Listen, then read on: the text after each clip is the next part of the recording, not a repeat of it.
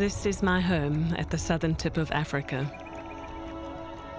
This place is special to me because it's the origin of our species, where we first lived in harmony with animals.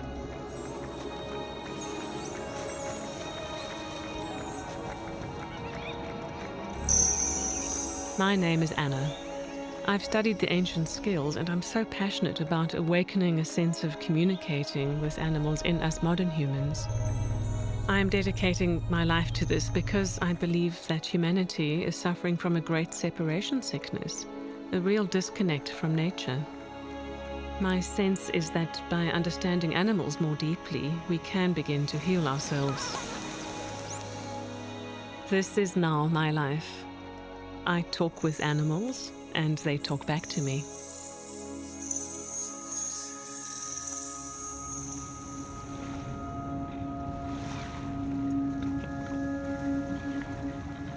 I first met Anna Breytenbach through a troop of wild baboons.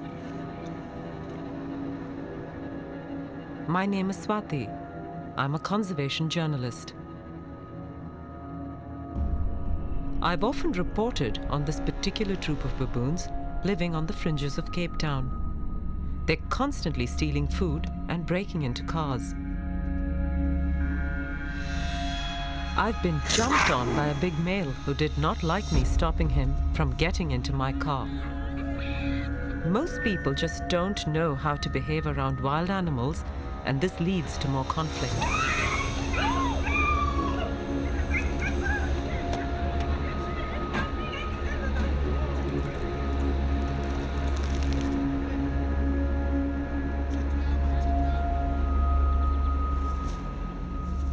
Yet, on that first day I met Anna, she walked easily amongst them, although she had never been around this troop before. This particular group of baboons is quite aggressive because of all the human interference in their lives.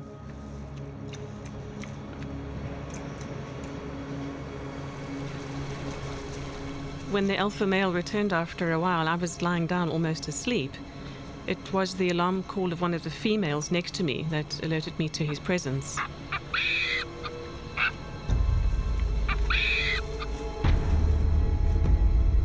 When I saw the big male approach with all the babies around Anna, I was sure she was going to be attacked. I have seen this big male attack people he thinks are a threat to the young baboons. But that's not what happened. He stood cross-legged in front of me, looking down at me with a very inquiring look of evaluation. And I had the question fall into my mind as his question, which was, "Who are you?" with a slight air of suspicion. I simply projected to him that I was there peacefully, just in a state of being, and right away he accepted me.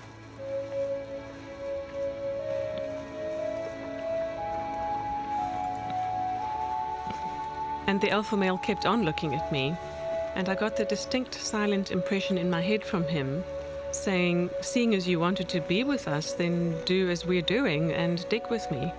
And so I did.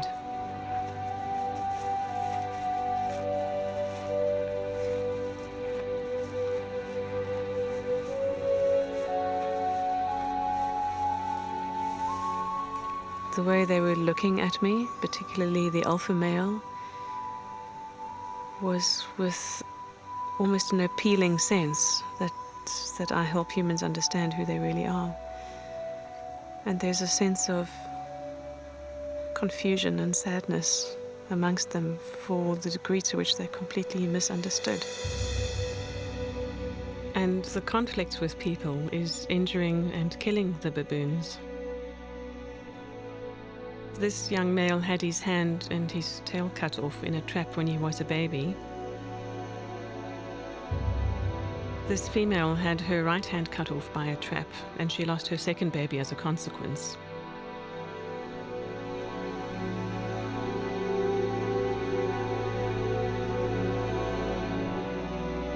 This female was shot on a ledge and she fell, losing her left hind leg.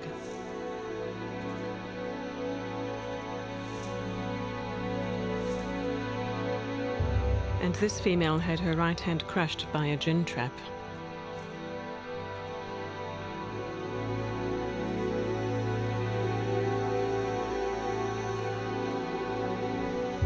And the big male who used to raid cars has since been shot for being considered too aggressive. And this is the pain of just one troop. Sometimes being a human bridge between non-human animals and my kind is difficult. I see both sides of that bridge. And the two pictures don't match up with each other. Many of the trapped and injured baboons are taken to this rehabilitation center where they get lifetime care and sometimes even regrouped into new family troops.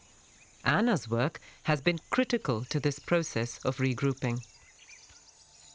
When baboons are brought here, they are often housed in small groups at the main enclosures.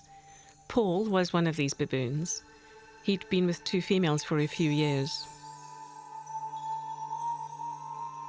When I asked Paul if he would like to join a larger troop or stay in his current situation, he said he wanted to join a bigger group. I then communicated with the two possible troops he might be able to move into, one of which agreed to take him in.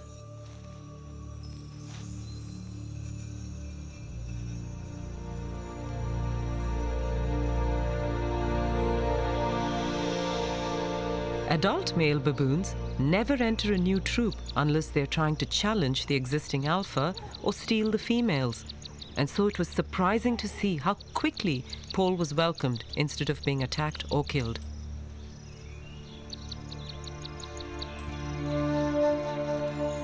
One of my favorite animals at the sanctuary is this wise old baboon who has lost much of his sight after having one eye knocked out by a brick thrown at him and damaging the other in a fight. He can never be set free. I always bring him some cuttlefish from the sea, as he seems to savor the memories it brings him of his past life as a wild baboon on the coast. This gentle baboon has inspired me to help captive and wild baboon populations be better understood by humans.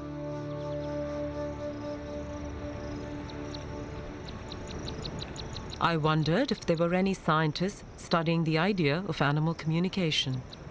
Matthew Zylstra is doing his PhD at the Stellenbosch University in the Western Cape.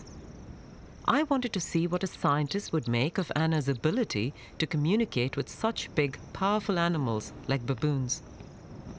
I took them to the mountains of Scarborough, outside Cape Town, where there is conflict between the wild baboon troop and people. This makes the baboons quite hard to approach. This area is also vast, making it difficult to locate the animals as they could be anywhere on the mountains. Anna was not familiar with this area, and I knew it would be a challenge just for her to find them. I sent out a silent message in words in my mind without using my voice, addressing the baboon species and letting them know that I was coming. I didn't look around for any physical signs. After a few moments of that, I opened my eyes again and just allowed my body to move in the direction that I felt drawn to, almost like an internal sort of radar for baboon energy. And she found the troop.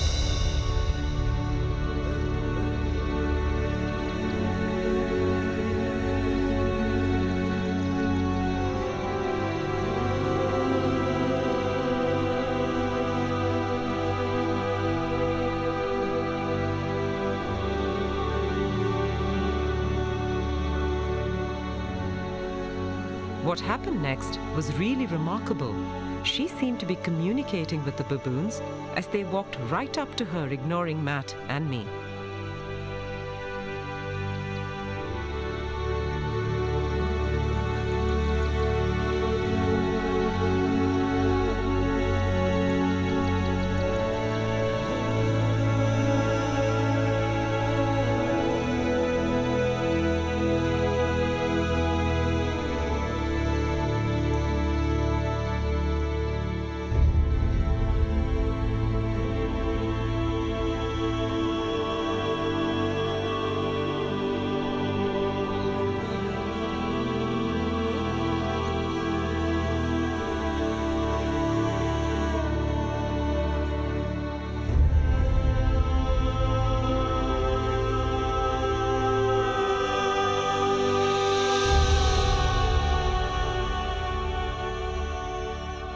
When you ask me,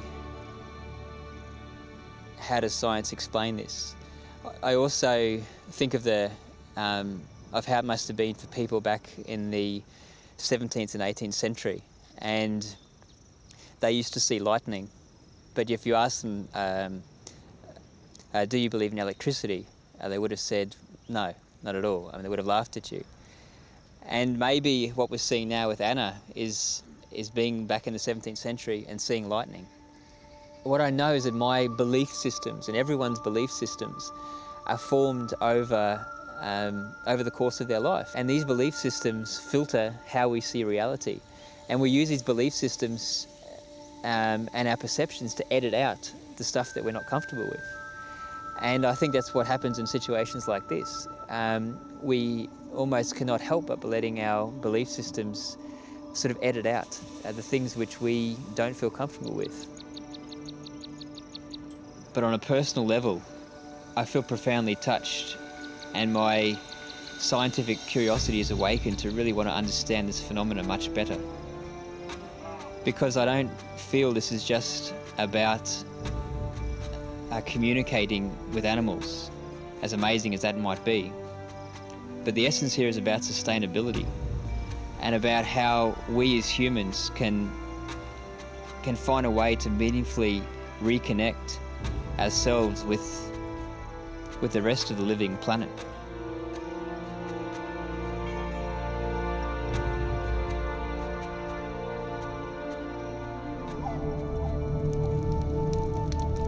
The extreme disconnection of humans is something that we see in the destruction of nature at the hands of mankind. We see devastating fires. We see urban areas encroaching into wild lands. We see our oceans being poisoned by toxic chemicals and the results of that. And we only seem to care about it when it affects us really, really badly. Perhaps that is too late.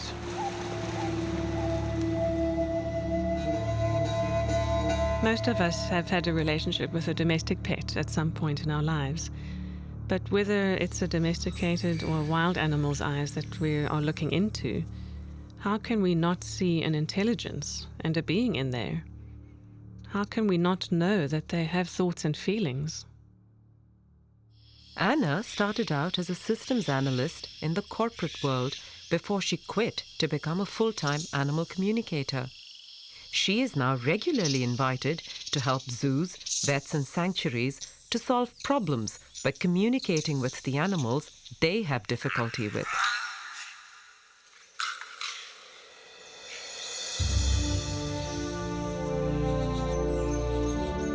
Anna's work intrigued me, so I joined her on a consultation. Anna was invited by Monkey Land, a free-roaming sanctuary for rescued monkeys and lemurs.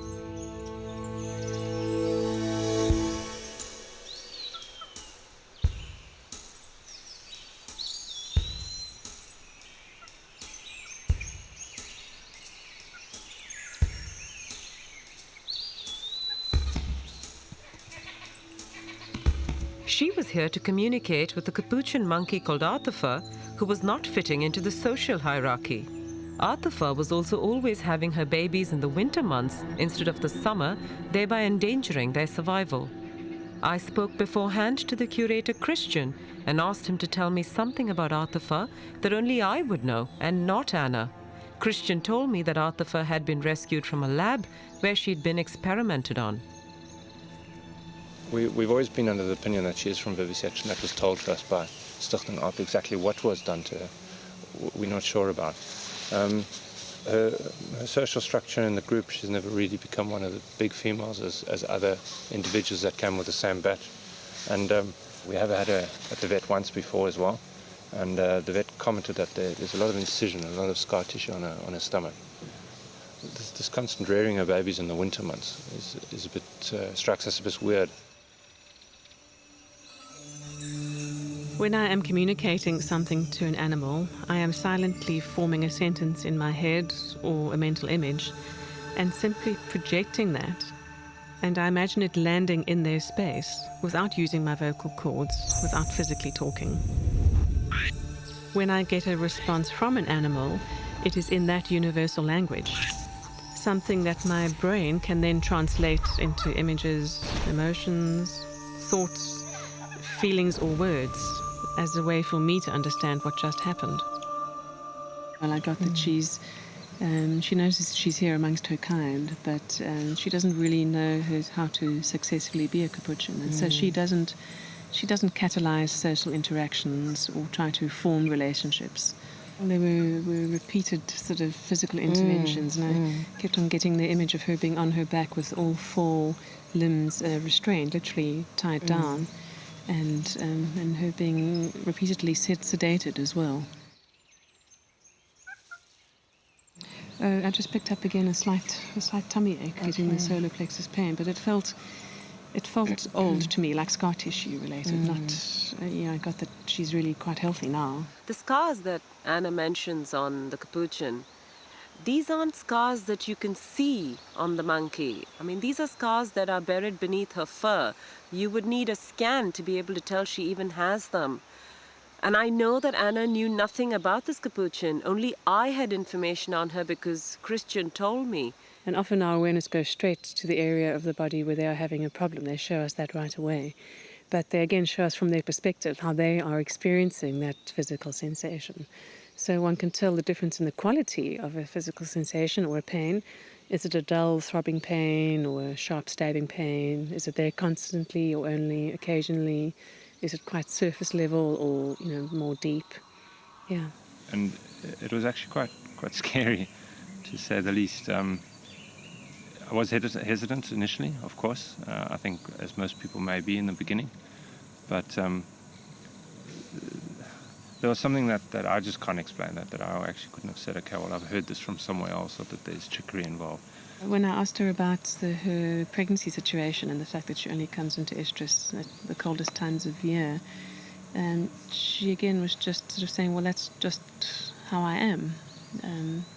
There wasn't a sense of being planned or even really an awareness of it being seasonal. Then, encouraging her to try to come into estrus in the warmer climate as well, she conveyed to me that she doesn't really have a sense of having control over her own body.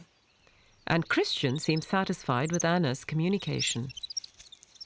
I definitely accept it, and I think the most important thing that I heard out is that it's actually her choice.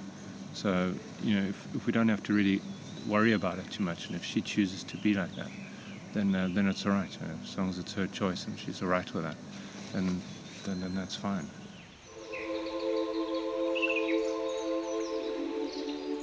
I then went with Anna to Birds of Eden, the largest free-flying avian facility in the world for rescued birds.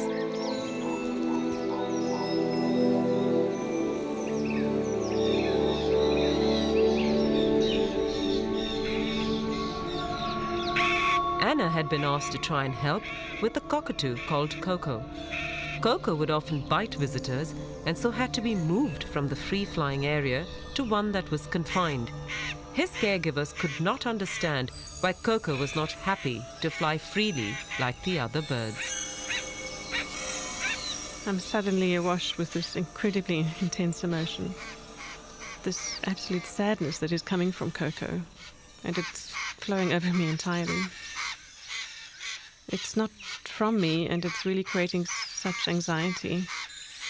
And my tears from my body are overflowing with that emotion that I'm experiencing on his behalf.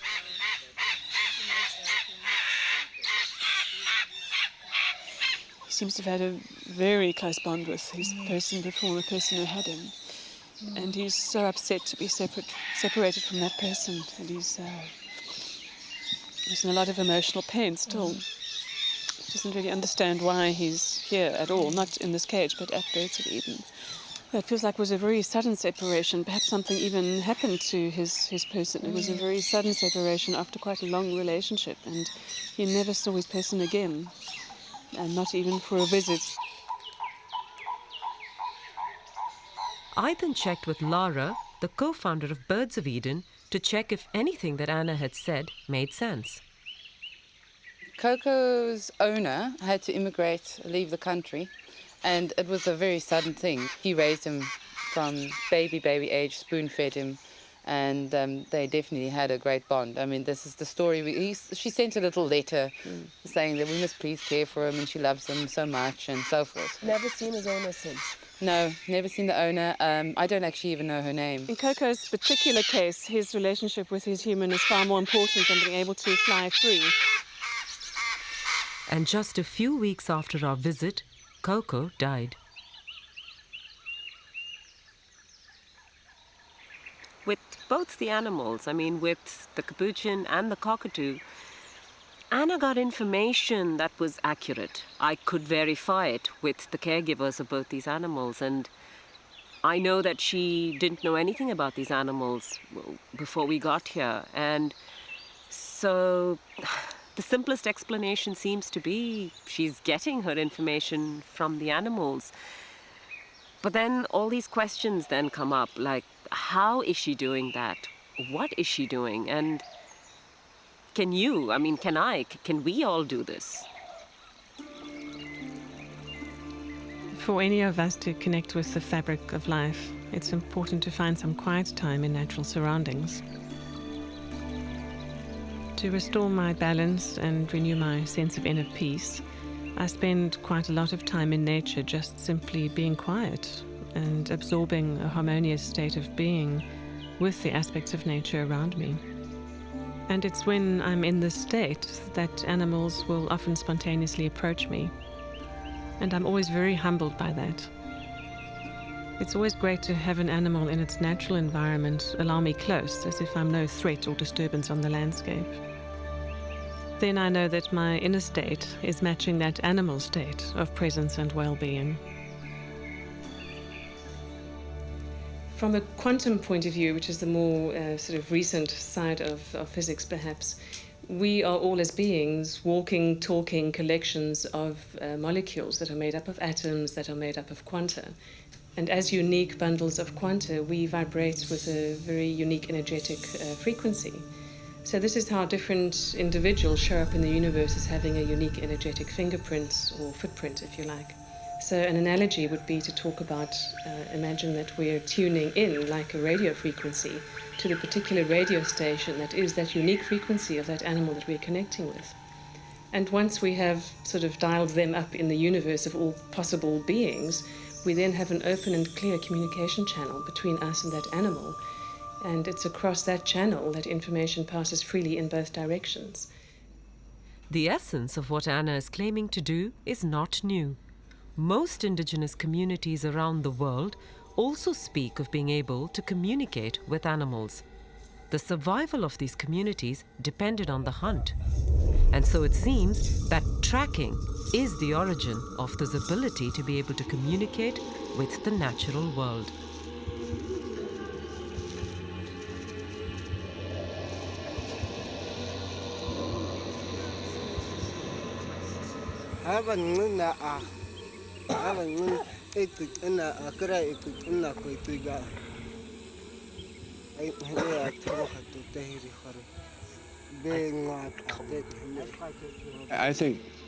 I believe people had that all the time. It's a natural gift.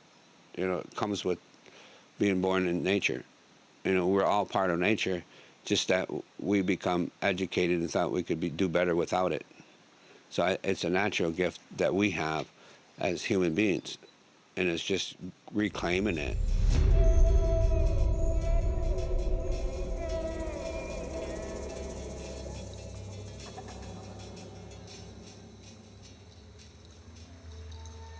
The birds, plants, night sky, the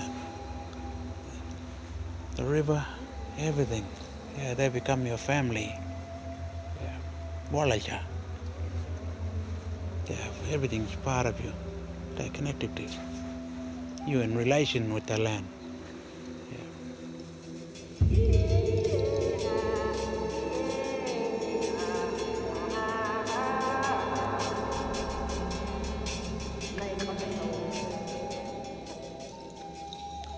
Ada chacha mateno. Chakama angu koho mashi chacha mateno shak oho he manjak umata. Chakam, Jamkam, Kashi, Manjanta Kumata, and hair. I heard it and hair, whom Mahambe, Chakam, a clue to what and hair, Kohom team, and Jakiamat, and other Chakam, the aunt, she knew that Kumatin, who are to walk at the Tikama art.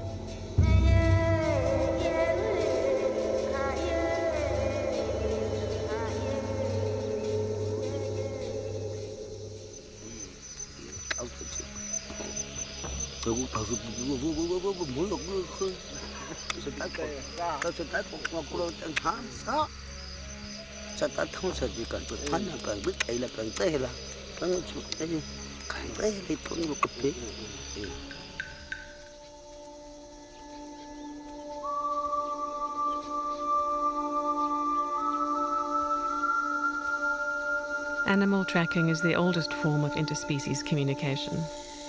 Connecting with an animal's footprint automatically puts us in touch with that animal's body and mind. My ability to communicate triggered when I was on a tracking course in the United States. Here I met John Young, a master tracker. He encouraged me to explore my abilities further. Expanding my nature awareness and tracking with John completely changed my life. John is a founder leader of a worldwide movement to help connect people with their natural heritage. Since childhood, John was mentored in traditional native tracking skills and deep nature connection. You just stare into the footprint in a diffused, kind of relaxed way, and just, in a certain sense, begin talking. The way you need words, it's just sort of something starts to come. And then all of a sudden, out of the track comes a picture, and your mind is filled with an image. And it's a very clear image, and you couldn't have generated it yourself. There's so much information in that 1/1000th of a second, even in the look on the face of the animal looking back at you.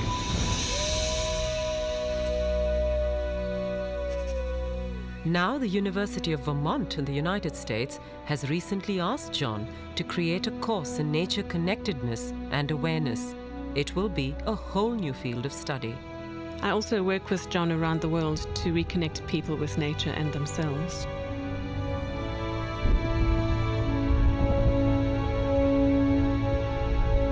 For a long time, John was the only person I could speak with about my ability to communicate with animals. Okay, when did you first notice these skills coming on? It was during our wolf tracking expedition 10 years ago. We were all woken at around 2 or 3 a.m. by the distant sound of wolves howling. I remember the next morning telling you about what happened to me in the night. When the wolves were howling, I had this spontaneous mini movie play in front of my eyes, which was the image of an elk kill, partially submerged in very shallow, muddy water, and the particular configuration of wolves and how 3 of them had walked slightly offset from each other, side by side, out of the water in a certain sort of sequence, and which direction they had done that. And I remember telling you about that the next morning, and a few hours later, one of the tracking teams that were out following tracks and sign found exactly that scene. Yeah. I remember that morning. We were able to verify that whole thing. We sat under those pines on that hill and looked out over that place. Remember, we had to take our time going in because the wolves were still there, and we had to wait for them to leave. And I'd just been heard howling. Yeah, I remember that like it was yesterday. And that's where I really did a lot of research and discovered this whole field called interspecies communication. Meantime, continuing doing tracking and being out on trails and so on, by just opening my awareness and really softening my body and my mind, I would start to have more intuitive experiences. When it switched on strong when I was 19, there was no going back. You know, and that was that experience that got me in so much trouble talking about publicly, you know, when I saw the silver lines for the first time and followed them right to the deer. Sometimes it's just suddenly like this line of light appears on the landscape and I just start following it. And then it disappears. You know, it shows up long enough for me to know it's time to move. And then I start moving. And at that point, the rest takes care of itself. My body wants to go that way. It wouldn't go any other way. And then I discover, oh, there's that nice fresh track again. I look at it and I recognize that individual track again as the same individual. And I always have to laugh at myself. When you have that moment of reconnecting with the animal physically at the end of that trail, there's a moment of grace. I have to say, I get a little choked up each time, as I am right now. where I feel like, whoa, what a miracle that we live in a world like this. You know, that this could be possible. And I always give thanks in those moments to my ancestors, to the Creator, because that's what my elders told me. That's where it's coming from. And whether I understand that or not, it's irrelevant. I just feel incredibly blessed in those moments. And I wish life could go on forever. Ti come che son ta ko ta miate. Si kam ko ko kanya no ang lukaro ha mo no tin ko ho makung kara tam da man ta ko ta kyamana ko te ni ko ngai pe sai se be ya ta ko to ta mi no ko kom ti te se san ta ma ata hinya ko ka kyam manja ko ho ta ka si onu kun ta ko ta shwe ti te mara ko hin ko be ta ko kam ata shwe ni ko kom ti te. I wanted to experience in the field how tracking became the origin for this ability to communicate with animals. John calls it intuitive tracking, Anna calls it animal communication. So I joined John and Anna as they attempted to track an eland in a vast wilderness area of the Cape Peninsula.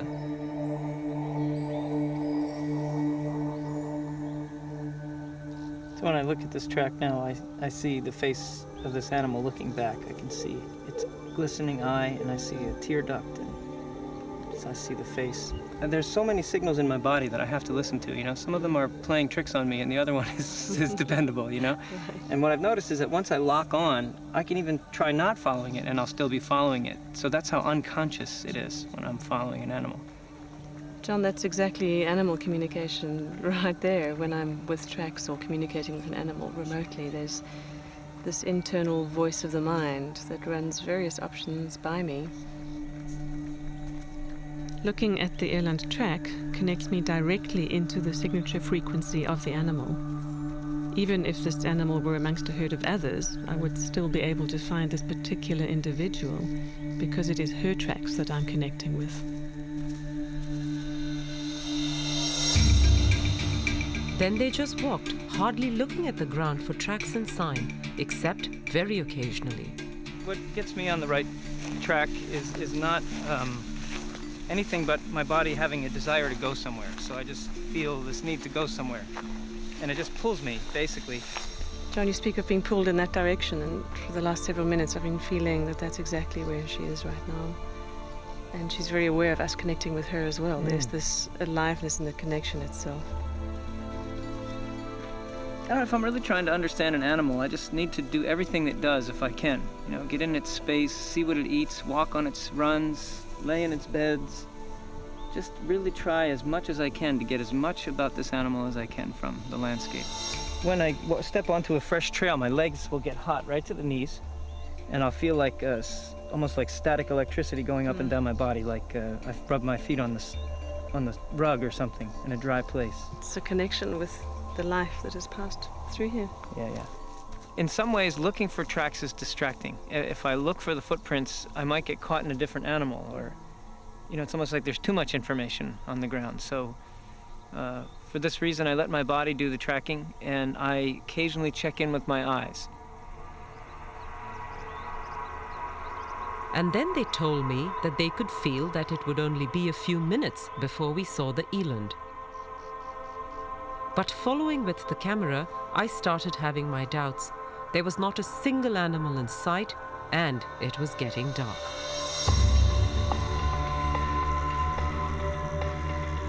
It's as if I can see through this eland's eyes, and I feel like she's looking to the west towards the sunset. And I can feel the sensation of a low bush at her back as she enjoys the last rays of sunlight. That's the one.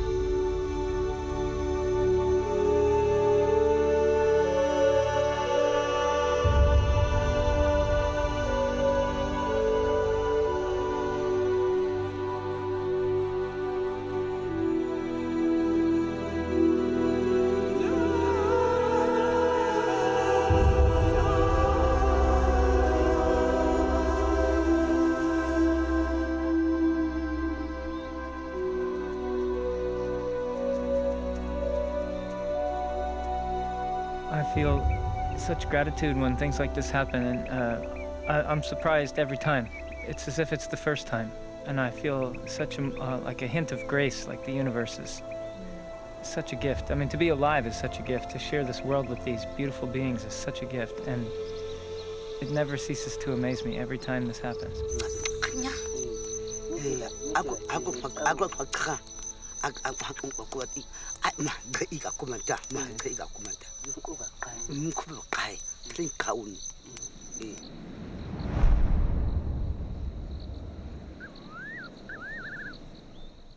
And having studied animals since I was a very little kid, I see that the animals have these skills, and it's obvious that they do, and a lot of researchers will tell you that they do. You know, the phenomenon of directional bonding, homing pigeons, for instance, you know, how strange is it that a bird can fly directly to a point on a landscape, having never been there, you know, being put in a basket and taken on a crazy route to get there, and they fly exactly back to where they came from. Or when I've been involved with radio telemetry studies, and the mountain lion that's got the collar on it's flown the 100 miles directly to the east into the mountains, again into a place it's never been.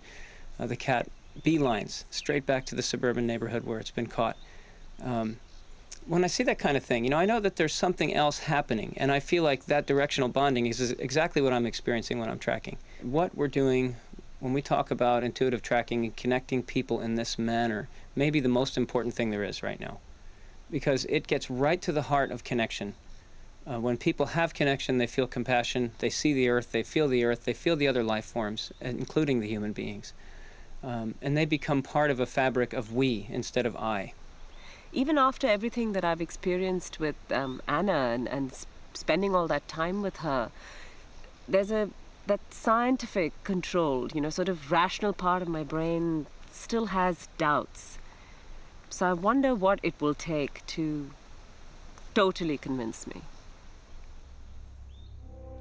And then a unique opportunity presented itself. In the course of my work, I had come across the story of Jörg Olsen, an ex-policeman turned conservationist. Jörg and his wife Karen set up the Jukani Predator Park. Here, many big cats rescued from bad zoos and canned hunting farms are offered a home and get lifetime care.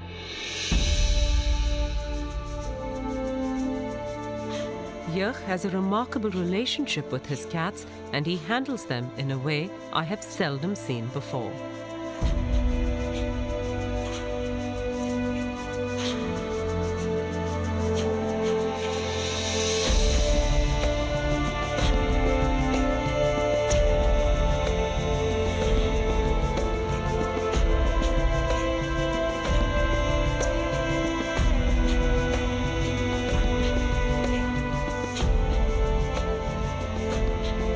But there was one big cat here that he did not know what to do with.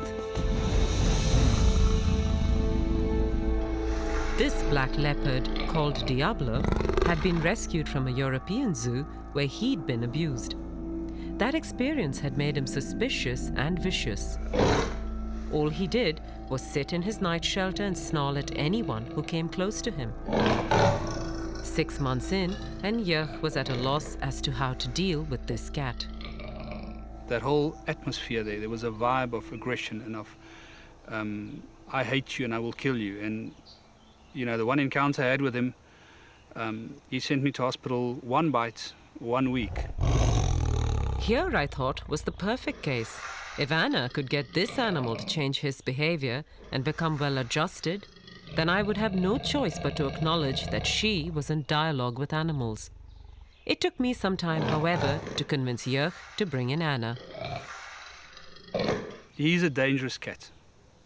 He's very, very dangerous. He's towards me and towards everybody else.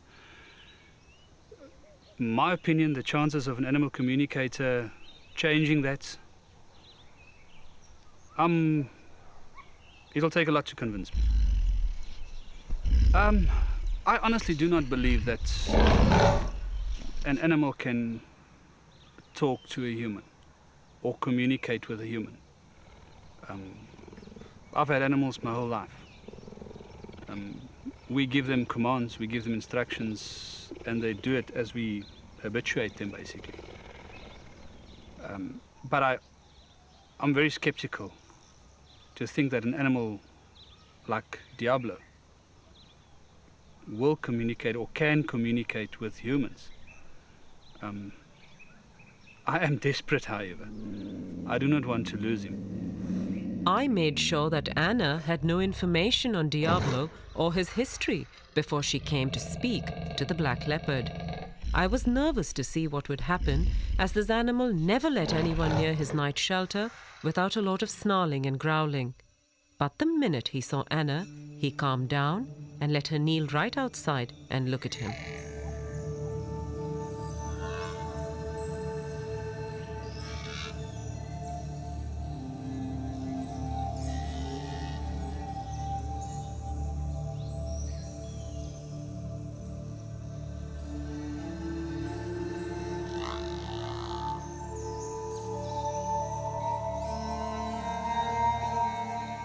This beautiful black leopard that you've asked us to communicate with is very overawed by his new surroundings, having come from a very cramped and stressful place for him. That this place has been provided for him, but he's been quite conditioned by a very unfortunate past. He doesn't want much to do with humans as a result. He's immensely powerful, and I mean not just physically, which you well know and respect, but he's immensely powerful with a wisdom and an energetic presence and personality that is far bigger than anyone has ever appreciated about him before. And he commands a certain amount of respect for that. Again, not in a needy way, but really just by virtue of who he is as a being. There's a very particular thing about his name, Diablo. He wants that name changed because he doesn't like the associations with it, the blackness, the darkness, the diabolical. And when asking him about his past before coming here, he shows concern for 2 young cubs that were next to him. He's asking what happened to them with a great sense of care and concern. We actually forgot about that. When we went to fetch him, there was so much excitement about bringing him back here. It actually slipped my mind until she said, he asked about the 2 cubs. And then we've remembered there were 2 little young leopard cubs next door to him that came from Rustenburg. And they were sort of semi-wild. They weren't hand-reared. And it just slipped my mind. And when they talked about it, I couldn't believe, I actually did believe it. I mean, then I really believed that they were communicating. And she communicated with him, and when we spoke to her and she relayed all the information back to us, firstly I didn't believe her. It's things that anybody can think out, and you can think, And then she said something about the cubs that were with him. And that changed this whole thing, because now all of a sudden, that's something that she didn't know about. And I've also reassured him that you have no demands of him here, that you're quite happy to not make any physical demands of him or any expectations for display or interaction, that you're really willing to let him be how he wants to be. And that's given him an enormous sense of relief. Yeah. And having told him that has for the first time made him actually genuinely interested and now exploring a bit further. Now that he feels that he's not being asked to come out more, he's genuinely interested in being relaxed enough to have a natural curiosity come out and to actually expand his horizons a bit. And Yeh was just stunned when the black leopard walked out of his night shelter into the larger enclosure later in the afternoon. In the 6 months that the cat had been here, Yeh had never seen him out of the night shelter. He then decided to rename the leopard Spirit.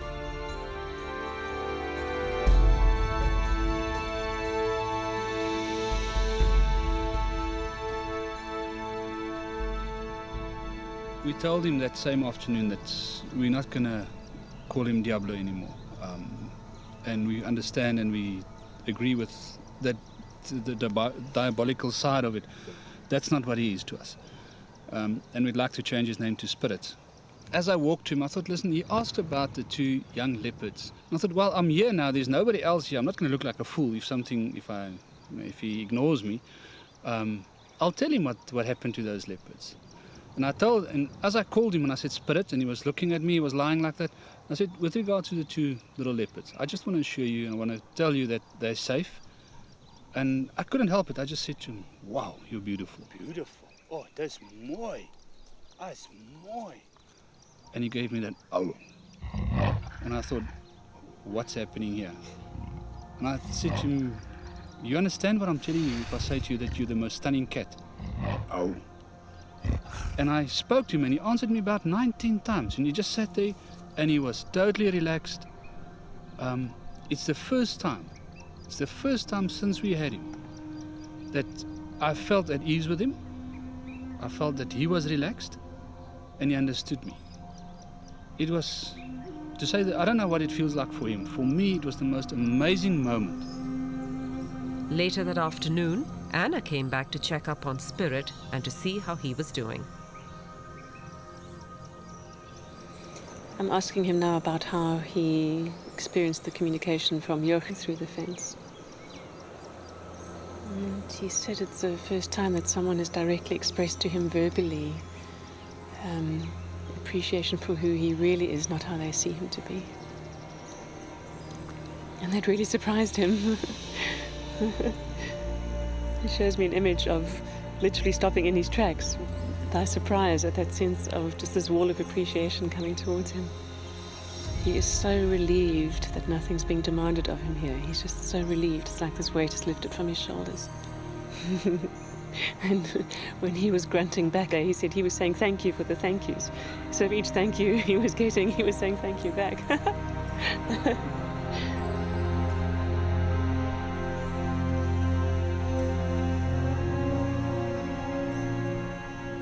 Is there anything you'd like to say about that feedback?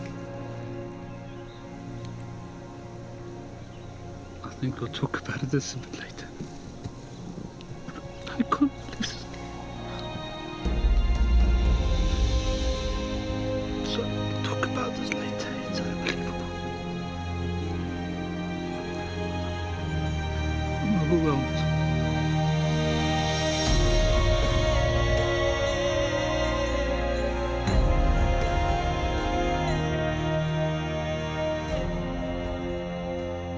It's two different animals.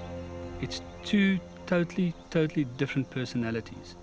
We had a snarling cat, angry at everything, upset about being here, hating humans, hating us for having him here, ready to kill in an instant. To this relaxed black leopard that's lying on top of his log in his shelter is this attitude of you recognize me for who I am now. And it's amazing to talk to him and get the talking and get him to talk back to us. Yach and Karen attended Anna's workshop on animal communication and now use it regularly with all their animals. It changed my whole life. And Spirit and animal communication has taught me, when I work with my other lions, the reactions you get, the communication you get back, the feelings you get. Sometimes you get lions, or Queenie, for instance, that's unhappy with something that happened. And I'm not sitting out there wondering what's wrong with her. She tells me, and I can correct it, and I can make her happy because she is I have to look after her. I've got to make her happy. It changed the whole family. The opportunity for every individual on the planet to connect again with nature is right there on our doorstep. It's a matter of simply looking up into the sky to notice the clouds and wind direction, to pay attention to the sounds of the birds around, to feel what it's like to have bare feet on the earth, and to notice with our own bodies and our 5 senses what's going on around us. And that will result in us developing a more intuitive and natural way of knowing how to treat our environment. It's not supernatural. It is supernatural, as in very natural. It's the blueprint of our brains. These ways of knowing and communicating were the way of all our human ancestors. We see how our children come alive when they are out in nature. And as adults, we must remember that we are living in a world borrowed from our children's future. This is a most delicate time in human history on the planet. And for sure the future of the planet and all her inhabitants rely on what we do now and what choices we make. Those choices can be informed by what the animals are telling us if we are just willing to listen and to hear. Perhaps the only real question for us humans is how are we going to respond?